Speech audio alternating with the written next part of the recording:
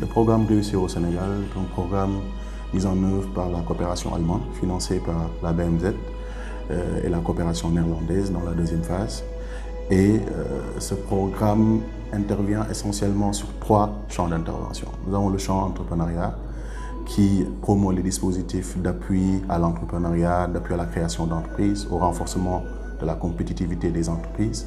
Nous avons le champ insertion. Insertion, on le sait, c'est la transition entre la sortie du cycle de formation professionnelle et l'entrée dans la vie active. Donc, c'est un champ d'action qui promeut un peu les dispositifs d'intermédiation, d'information, visant un peu à rapprocher les deux mondes que sont le monde professionnel et le secteur privé, de sorte à optimiser les opportunités de job placement. Nous avons un 3e champ d'intervention, en l'occurrence le champ perspective, qui a pour mission de sensibiliser, d'informer sur les potentialités qu'il y a dans les terroirs pour que les jeunes puissent saisir les opportunités de création d'entreprises et de valeur ajoutée. Alors, pourquoi avoir choisi Sénégal Academy? Alors, dans le cadre de l'approche d'opérationnalisation du programme Réussir au Sénégal, nous nous appuyons sur des entités légalement constituées à qui nous déléguons une certaine responsabilité d'exécution sur des composantes spécifiques de notre action. Sénégal Academy, c'est une jeune organisation qui s'est distinguée par sa capacité à analyser les problèmes qu'il y a dans sa communauté et à être force de proposition. Sénégal Academy, c'est également une organisation qui s'active dans les thématiques de l'insertion et de l'entrepreneuriat, qui s'aligne un peu sur la logique d'intervention du programme Réussir au Sénégal. Tout cela a justifié le choix porté sur Sénégal Academy pour être partenaire de mise en œuvre dans ce projet de partenariat opérationnel d'Arc DigiPM. Je suis Abdoulaye Diop,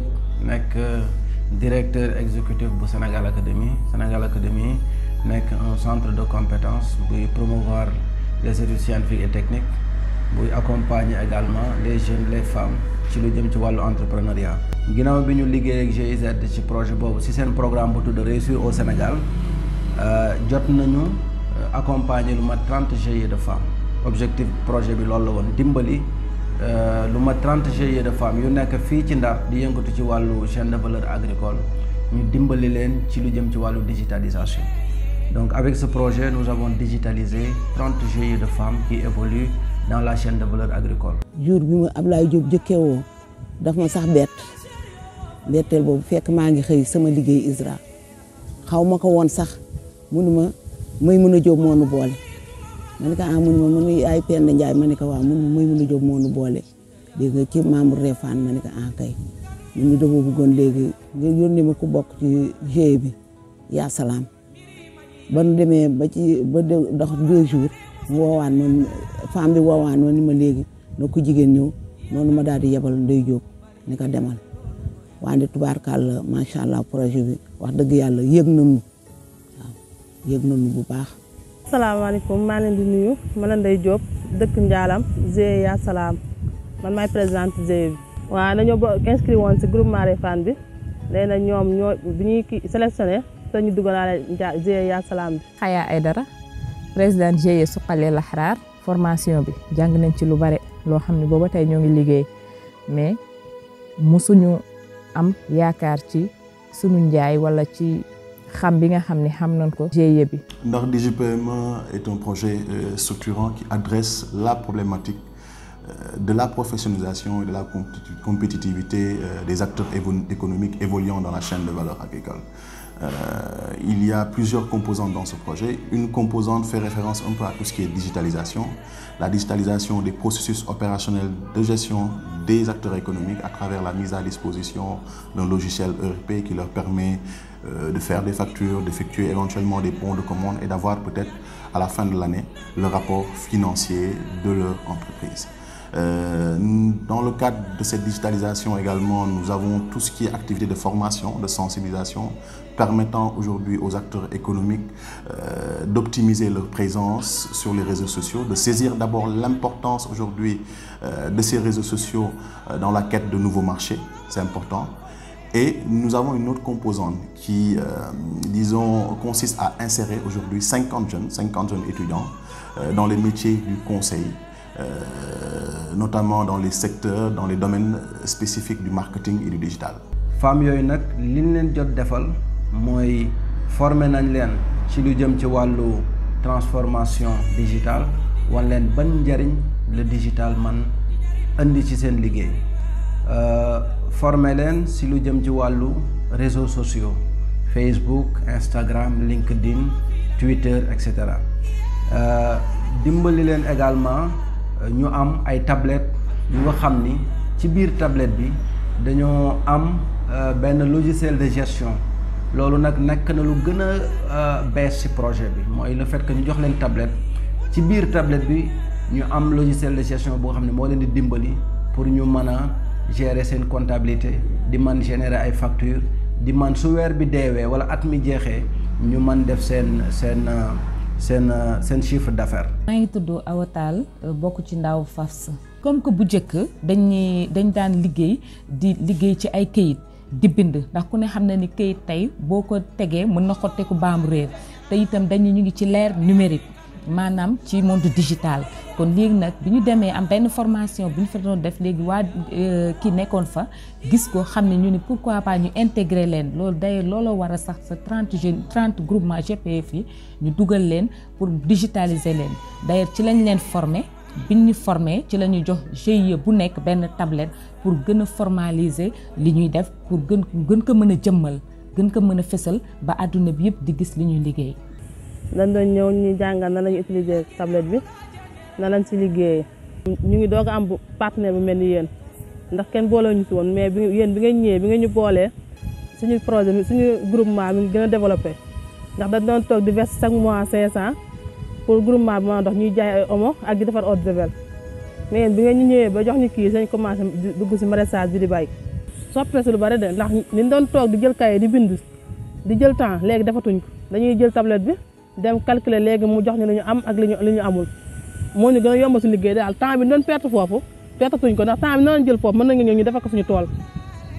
te loolu moom lu baax la si ñun. mën naa ni la ñoom sax ñoo leen dugal ci affaire liggéey internet ñoo leen dugal ci affaire liggéey tablette ndax xale yi xamuñu ko woon dégg mais Sénégal Académie moo leen ci dugal moo leen ko xamal moo leen ci yee aussi ndax ñoom xamuñu woon liggéeyu tablette yi mosuñu ko xam mosuñu ci dugg daal ñu ngi ci dooree dugg te ñoom ñoo leen ci dugal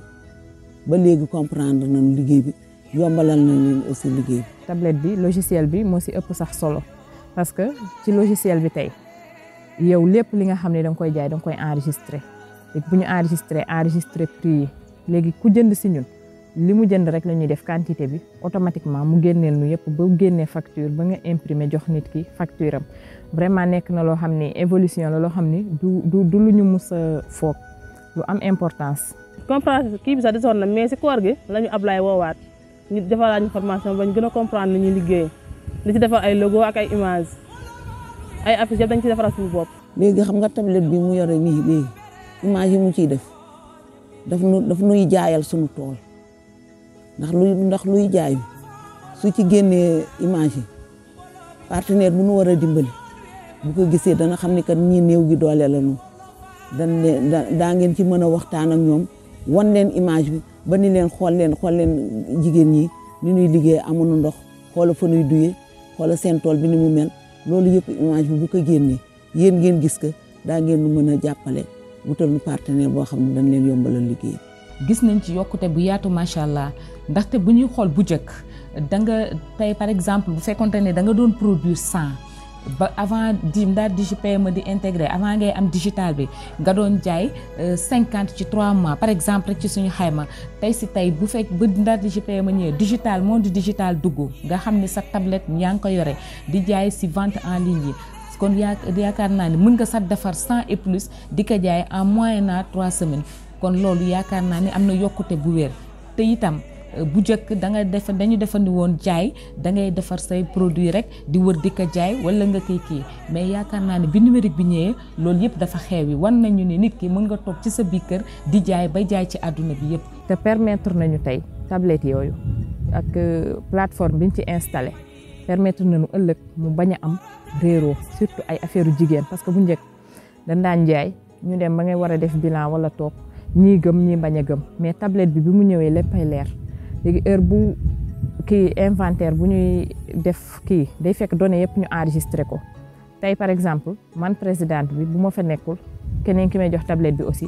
day enregistré lu munti jaay rek dañuy enregistré du am problème même mu defee 20 ans bu ñëwee li ñu jaayoon lépp dañ ko fay fekk ak date bi. Canva la ñu gën ëpp li ñu utiliser ndaxte Canva bi daf ñu doon permettre ñu defar suñu ay affiche ndax dañ ne nit booy def dara pour il faut nga fësal ko noo ko mën a fësalee dëgg la mën nga wax mën nga nekk ci terrain bi di joxe si mais itam mën nga defar say affiche ak itam nga defaraale say logo pour wane ni yow man mi liñ ma jàngal kat am na lu ma ci jëlee te maa ngi koy jëfandikoo. Alors l'une des composantes de ce projet consiste un peu à positionner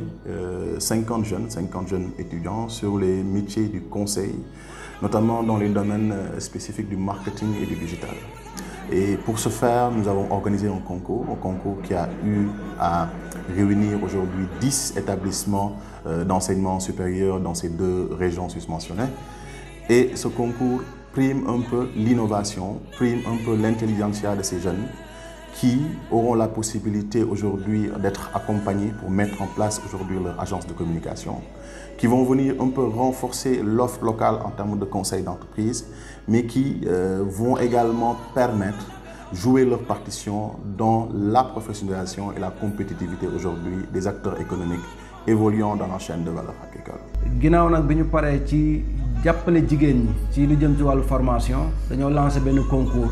bu nga xam ni lu mat fukki université ñoo ci bokkoon ñett ñoo ci jàll ñoo ci génn ci concours boobu muy ISM bu Saint-Louis moo jël premier Subdeco bu Saint-Louis topp si jël deuxième ak université Kocc Barma de Saint-Louis ñetti université yooyu nag tey créé nañu seen entreprise ñoom bi ñu créé seen entreprise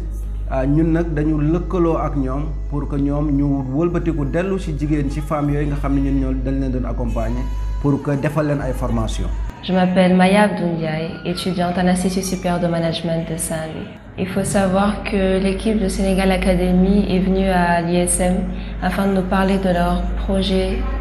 d'accompagnement des GIE dans le cadre du projet d'ADG-PME de la GIZ. Et c'est à l'issue de cela que moi et 4 autres étudiants de l'Institut supérieur de management, on a décidé de participer au concours. Lors de la constitution des groupes, nous nous sommes basés déjà sur le volontariat, mais aussi par rapport aux différentes compétences de chacun, par exemple les compétences en communication, en graphisme, en comptabilité, etc. Le concours a été une vraie expérience parce que même avant la finale, Sénégal Academy nous avait fait une formation dans les métiers du consulting et nous avons eu à concourir avec 4 autres universités de Saint-Louis. Et à l'issue de ce concours, on a pu accompagner les GIE avec Sénégal Academy afin de mettre à profit nos connaissances et nos compétences, mais aussi afin de gagner en expérience et agrandir notre entreprise. Relalma Consulting a pour mission d'accompagner les GIE, que ce soit d'un point de vue managérial, comme dans la comptabilité ou le marketing, mais aussi d'un point de vue digital, afin de les aider à être plus présents sur les réseaux sociaux, sur les plateformes numériques et gagner en visibilité. Maintenant, je suis présidente du réseau de femmes avec le site de Nord, la femme, du district Corcorais. J'ai exactement intervention de l'FCV au milieu de l'Église. On est le Amsol, la fois d'Embrek, dans le GIZ de mon état. Foo dem rek daa ko dégg si région yi daa ko dégg si sous-région de Sénégal ñun ñuy wax ne ñun dañu bëgg partenaire yi gën a dëgër gën a dox GIZ gën a jàppale Sénégal Academy ñoom ñu gën ñu jàppale ñun réseau bi ndax ñun loolu rek lañ doon wut comme ni ma ko waxee sànq ndax benn volet la ñu jël xëy na am na volet yu bari yoo xam ne bëgg nañu renforcer foofu capacité xale yi moo tax bëgg nañu projet bi mu continuer bu gën ñu jàppale si xale yi te ñu leen sol xam-xam bi ñu leen sol su paree nañu jàll si wàllu entreprise en tant que entreprise mooy nga am sa entreprise mooy nga def sa céréale am sa emballage comme ni ñu ko defee nii am sa logo mun a positionner soo xam ne am nañu soxla céréale wala soxla ceeb wala soxla nga mën a positionner nga mën a jaay foofu loolu dañu bëgg a pousser xale yi ñu taxawal seen entreprise ndax entreprise moom bu mag ak ndaw yëpp doxalinam mooy mu jaar yoon wala gestion bi su baaxee doxalin bi baaxee mooy entreprise bu taxaw ñun dañu bëgg ñu pousser xale yi ba ñu jàngal leen métier xam nañu tey naka la ñuy manipuler tablette yi xam nañ ñu wàllu gestion jàng nañ si formé nañ leen mais dañu bëgg ba léegi ñu gën leen formé si wàllu entreprise na entreprise defal seen céréales fay seen chèque booti seen chèque jaay ko ndax ñun ceeb lañu gën seen intervention ñu gën a bari si ceeb. yomb nañ suñu liggéey ñu leen di ñaanal yokkute ndax ñoom bu ñu yokkale ñun ñu yokk ndax li ñu defal kenn defalaguñu ko. ñun kay ñu ngi toog di leen xaar ndax suñu gis nga suñu espace bi yaatu na mais mënuñu si liggéey ndax amuñu ndox amuñu collecteur problème mu ndox daal am nañ ko bu ñu may dimbali si ay tuyaux ay pompe moto pompe ak collecteur boo xam ne dañu mën jàppale si pour bëy yi ak mbaam yi mën a dugg yàq tool yi ñool daal la leen di ñaan. maa ngi leen di gërëm di leen sant di leen ñaan yàlla yokkute ca kaw ca kanam te nu gestu sunu xale yi jàppale leen ndaxte bëgg nañu liggéey lool waaye par manque de moyens Sénégal Académie maa ngi koy gërëm di ko sant te xam ni lii mu commencé ni ndax ku la jox añ bu la diggee reer rek naxu la ndaxte jox na xale yi añ kon boobu bu nee dana leen defal leneen duñ ko weddi de dañ koy daal di gëm ndaxte jàppale nañu bu baax ñu ngi leen di gërëm di leen sant di leen ñaanal yàlla ca kaw ca kanam yal na leen yàlla yokk boole nu ci ak bépp jullit. programme bi moom vraiment dañuy remercier à travers Sénégal Académie la ñuy jaar DAGER remercier leen ba pare ndax ñoom ñoo tax ñu xam Ndar DJPM yi bénéficier wu ci projet bi di remercier aussi GIZ bu baax parce que vraiment lii lu baax la te gunge bu baax la bi nga xam ne ñoo ngi koy gunge jigéen ñi di naan aussi accompagnement bi comme ni ko jeunes yi doon defee di ñu topp di ñu accompagner di recycler pour ñu bañ a fàtte ci formation yi ñu gën a renforcer parce que vraiment lii lu am importance la te buñ koy def fileeg 5 ans jigéen ñëpp dinañ am autosuffisance GIE yëpp dinañ jëm kanam parce que liñ doon liggéey daanaka dañuy liggéey ba dee investir ci xaalis bu bari mais duñ ci gis suñu bopp mais vraiment lii commencé nañ ci gis suñu bopp bu baax moo tax ñu ngi remercier vraiment